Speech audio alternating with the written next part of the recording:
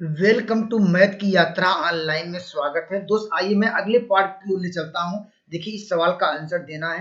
देखिए यह भी कितना अच्छा सवाल आया था। इस सवाल का उत्तर आप लोगों ने दे लिया होगा ये, क्योंकि यह बहुत आसान क्वेश्चन है। इस सवाल के लिए आपको क्या करना पड़ेगा, हमने पिछले लेक्चर में आप लोगों को बताया भी था।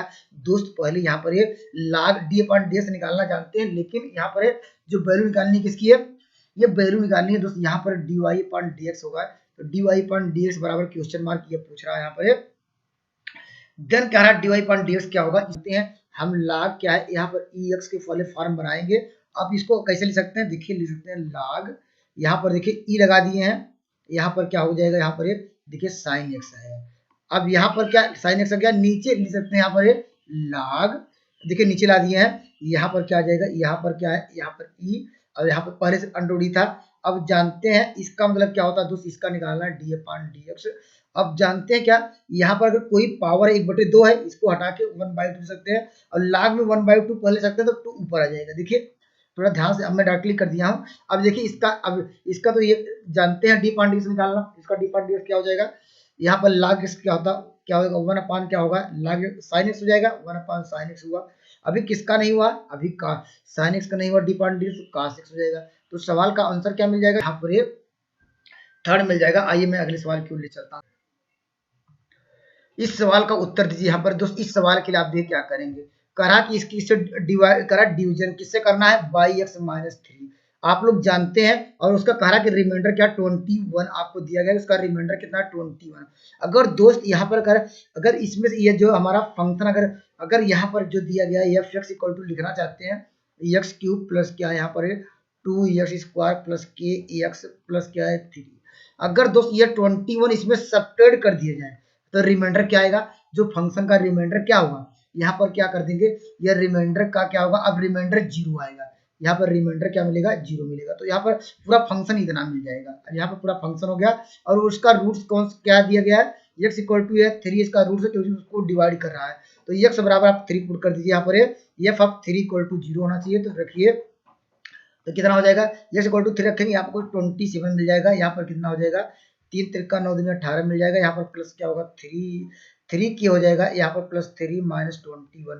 देखिए 18 और 3 क्या होगा, 21 से कट जाएगा, आपको मिल जाएगा 3k इक्वल टू माइनस कितना हो जाएगा 27 हो जाएगा, k इक्वल टू माइनस 9 मिल जाएगा। तो ऑप्शन नंबर आपको मिल जाएगा ऑप्शन नंबर फर्स्ट। चलिए इस सवाल का उत्तर दीजिए। यहाँ पर ये भी आसान क्वेश्चन है, लेकिन ये फार्मूला बेस्ड सवाल है। इस सवाल का उत्तर देखिए क्या कर रहा है, यहाँ पर ये देखिए यहाँ पर क्या कर रहा है, यहाँ पर 30 पर आवर, पर मतलब क्या डिवाइड करना है, यहाँ पर लिखेंगे 30 पर आवर मतलब क्या है, यहाँ पर आवर, लेकिन यहाँ पर बात कर रहा है, देखिए सवाल में मिनट की बात कर रहा है। तो यहाँ पर जानते हैं पहले क्या करेंगे, यहाँ पर पहले आवर था, इसको कर दिए मिनट में, 60 मिनट हो गया। लेकिन दोस्त ये किसकी, यहाँ पर करा 10 मिनट में, यहाँ पर क्या है मल्टीप्लाई करेंगे 10 में, तो यह वैल्यू क्या आ जाएगी किसकी, यहाँ पर आपको मिल जाएगा यन का मान। तो यन का मान क्या हो जाएगा, यहाँ पर यन ये कट जाएगा, तो आपको मिल जाएगा यहाँ पर 3 दूनी 6 2 5 10 यन। अब प्रोबेबिलिटी दोस्त आपको दी गई, यहाँ पर इसकी प्रोबेबिलिटी आपको दी गई। यहाँ पर पूरा सवाल आपको दिख नहीं रहा होगा, मुझे भी नहीं दिख रहा है। इस सवाल का उत्तर क्या आएगा ये, चलिए 8 रेट ऑफ,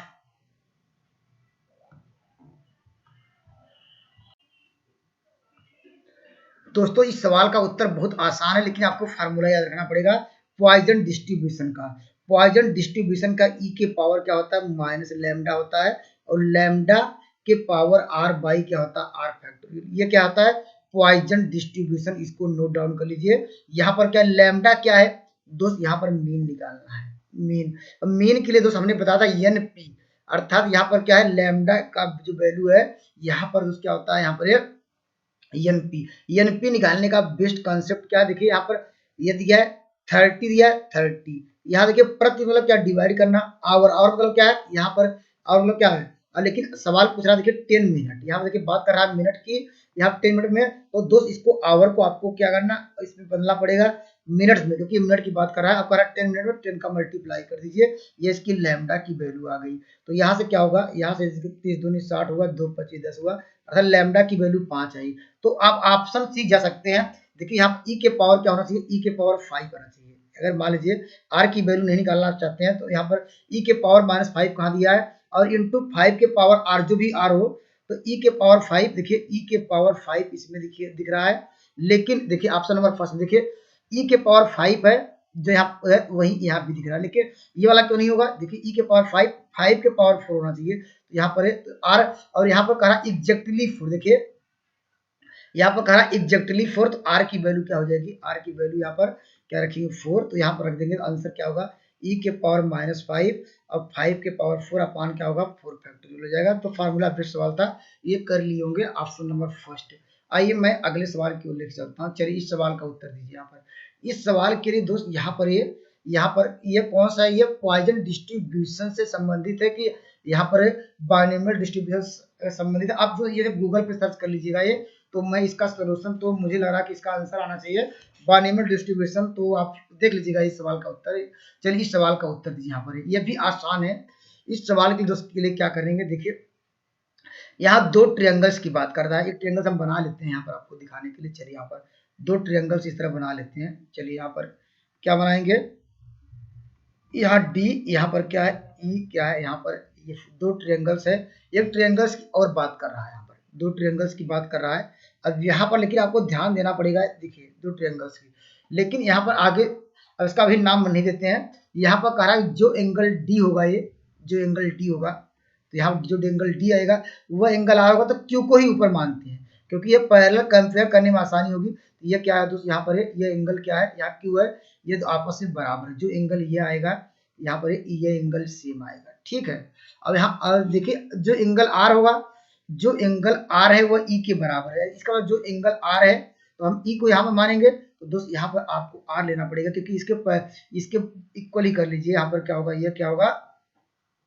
ये दोस्त क्या हो जाएगा? आप कहेंगे दोस्त ये क्या हो जाएगा? आप यहाँ पर ये आर हो जाएगा, ये आपस में आर। हमारा क्या बचा? अब पी हमारा यहाँ आ जाएगा, ठीक है। अब देखिए हम जानते हैं कि अब जब भी कंपेयर करना होता है, ये इससे कंपेयर करेंगे और इससे कंपेयर करेंगे, इससे कंपेयर कर सकते हैं। अब कह रहा कि डीई, देखिए यहाँ पर डीई यहाँ किसके अपान है? ये पी क्यू के इक्वल है? नहीं दोस्त, यहाँ पर ई आर के इक्वल है। देखिए यही गलत हो गया।